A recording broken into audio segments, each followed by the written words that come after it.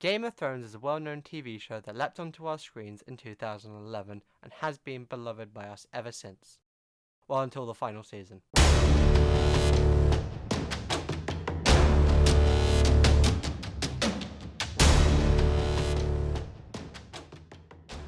We all know how Season 8 went down.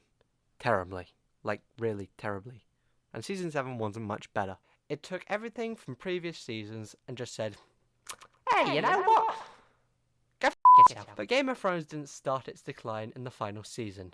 Oh god, no it did not. Each storyline of the show had been going down in quality before the final season had even begun. So that even when they all intertwined for the final battle, the characters just didn't really feel like the characters we'd started the show with. Eat shit, dwarf. Anyway, here's a breakdown of where all these things went wrong, and hopefully we will try and figure out why we can never get good TV endings. The storyline of Jon Snow in the North as a whole had been considered central to the show's overall plot, as it had the biggest connection to the White Walkers. This meant Jon's encounters with them and what he did with the information that he got from them as well as the Wildling army were pivotal to the main plot. Until he tells the Night's Watch to bugger off and leaves. Oh well, he must have a good reason for doing that. Bruh. It also suffered from terrible fan service, like Jon Snow coming back to life, Ramsay becoming the main villain. I mean, why? I understand he's popular, but why? Jon becoming King of the North. God, okay, this show really went down the hill and became a giant fanfic. Whatever. This all started around season 6, where the last part of the book, Dance with Dragons, ended off, with Jon getting stabbed and dying. Of course, it was shocking to see a character we had followed for 5 seasons die, but it made sense. Until he was resurrected for the sake of fan service because, I don't know, everyone had a crush on Kit Harington. Now, maybe George R.R. Martin wanted him to come back. I'm not a writer, I can't tell. But Jon then ends up becoming just the hero of the series with very few faults. And then in the later seasons, he just becomes an idiot. He just becomes something that is just unbearable. But this happens in a show which is renowned for having characters who are neither good nor bad. They're just there in a world that's kind of shitty. When you think about what happens after this, like the Jon v Ramsay at Winterfell with the big battle, and then him going to Daenerys, and then it just feels like they're taking a complete 180 with his character. It also didn't help that Ramsay Bolton just ended up becoming the main antagonist in the entire northern plotline because he was basically the new Joffrey. I mean, I understand that people liked him, but he just didn't have a lot of character development. The Night's Watch and Sam and all those, they just felt kind of secondary after season 6 and pointless. And the White Walkers, well, we all remember what happened to them.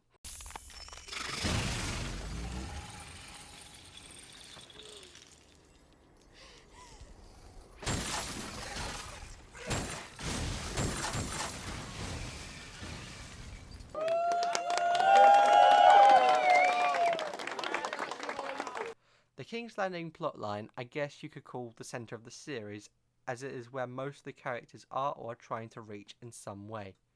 Like Robb is trying to reach it in the first, second and third season. Same with Stannis, same with Tyrion. They're all there. It's kind of the central point of Game of Thrones, and it's where it ends, obviously, with that thing happening that we like to not talk about. However, after the drama of the War of the Five Kings and the Purple Wedding, the storyline in this area becomes incredibly dull. Cersei and Jaime, although are great characters, just don't have the same strength as Tywin Lannister and Tyrion Lannister to keep up the plotline. Also, the Tyrells, they just became completely pointless in the end. I mean, I understand that they had a lot to do with the High Sparrows, and the High Sparrows was actually a very well written storyline. But the Tyrells, we never got that much more development of their entire family, so they kind of felt pointless. Also, most of the interesting characters at King's Landing just vanished because they were either killed or because they wanted to end the show quicker by moving them to Essos to meet this random girl, because, yay. High Sparrow's plotline had a lot of potential and was interesting through the most of season 5. But in season 6, it just took a turn for the worse because D&D just did not know what to do with Cersei. I mean, I know she's a complex character, but what she just decides to blow up like one of the most sacred buildings in the entire city because people were mean to her. I know there was more to it than that, but still.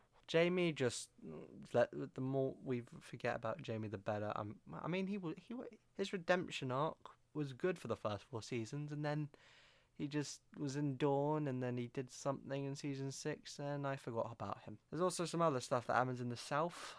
What else? The entire plot line at the Reach with Old Town and Sam and his father is just so bland. I mean, he goes down to look up about the White Walkers and basically just ends up meeting Jorah. Anyway, the story really went downhill at the beginning of season 5, really. Game of Thrones was always a fantasy show, but it was set in a lot of realism. After season 6, that was no longer the case. It was a fantasy show.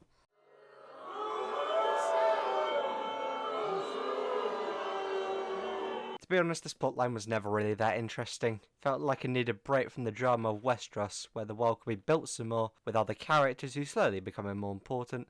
But this story wasn't anything that I would consider to be a good or even consistent plotline, with characters literally teleporting all over the place. The big break-off point for what Essos plotline and possibly all of Game of Thrones took a turn for the worst was when Barristan Selmy was killed. This plot decision was lazy, and only put in place so that Tyrion could become good best buddies with Daenerys. They also bring Arya to Essos for a storyline that's more boring than Batman v Superman. There was no other purpose otherwise, as the story keeps heading in the same direction no matter what, so why bring Arya? I mean, seriously. This idea to bring all the characters together faster than the story was written has been done before in another famous universe. The DCEU. We all know how that turned out, didn't we? I mean, the Snyder Cut's out, but it's still not in a great place. Another way you can tell that this is the point that the plot line and show went to shit is the fact that the quality of every other production value keeps going up, except for the story, which is always a sign that only disappointment is ahead. One of the main problems with season 6 was that it didn't take any real risks and tried to play the characters all safe. This in turn led to basically every character becoming a shell of what they once were and feeling repetitive with every piece of dialogue they gave. It's true, the characters were becoming stale in season 5, as the source material for the Song of Ice and Fire series ran out, but even then the characters still felt alive. Literally though, Bran's dead expression as the Thread Raven expresses my feelings for all the characters past season 5. I mean, Jon just yells a lot, case in point. Daenerys tries to look intimidating 90% of the time, but ends up looking like my mum when I forget to unstack the dishwasher. Arya is cool looking assassin because plot. Cersei is the insane villain who kills thousands of people because she can. Night King is just bad, and that's it. Bronn goes into the realm of forgettable. Tyrion loses his intelligence and becomes the comic relief for the entire Essos plotline because of how boring it gets. And all the other secondary characters literally either stand in the background near the king or queen they serve, or fight some random soldier fodder who come at them not knowing how strong their plot armor is until they are cut literally in half. Or not literally in half, probably get beheaded as well, set on fire, or... All I can say is the characters just didn't feel like the characters after the 4th season. They were becoming stale in the 5th season, and then they became something else in the 6th, 7th and 8th season, and then I'd rather forget it.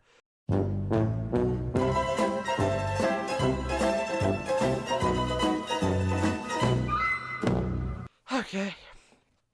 Yeah, I'm gonna say it, and I want you to quote me on this. Game of Thrones story had run its course by the 5th season. The first 4 seasons were all about the events surrounding the War of the Five Kings and the aftermath of the events that happened during that war. However, by the end of season 4, the War of the Five Kings has basically ended, and there wasn't a heck of a lot to tell from any location that wasn't the North and didn't contain a character currently known as Jon Snow, who was the only person without a completed arc before season 4 had ended. I mean, just think about it. Arya's heading for Essos. Tyrion has ended the storyline of him and Tywin by shooting his father with a crossbow. Sansa's in the Vale with Baelish, not really doing anything. There isn't a lot to go on. And even though Jon still needed to finish his arc on becoming Lord Commander of the Night's Watch, it still wasn't that major a plot point, so I don't know why they kept going. Look, I know the books covered this point, so they had to go with it, but I have talked to people who have read the books, and quite a few of them do agree that there should have at least been a bit of a time skip. Yeah, a time skip. Normally, I never say to do a time skip. Ever. But with Game of Thrones, it was desperately needed as the story became repetitive because nothing was happening for the 2 or so years before Daenerys arrived in Westeros. That is why the story became rushed. That is why the characters became stale. That is why the Night King died from flying assassins who come out of somewhere. Because Game of Thrones just stopped being interesting and there was little story for the amount of time it was covering. And then there was a lot of story that needed to be ended quickly or that needed to be ended. I know D&D didn't do a good job and they definitely could have done, but even then they didn't. I don't really think they stood a chance of making a show that was as perfect as the first 4 seasons with the rest of what they had. It was virtually impossible because the story had run its course. That's my last word on it anyway. Do you think the show went wrong in season 5? Do you think it went wrong in season 6 or 7 or 8? Or do you think it never went wrong and had the perfect ending of any greatest ending of any TV show ever? It's all subjective, so I didn't really give a toss. Anyway, see ya.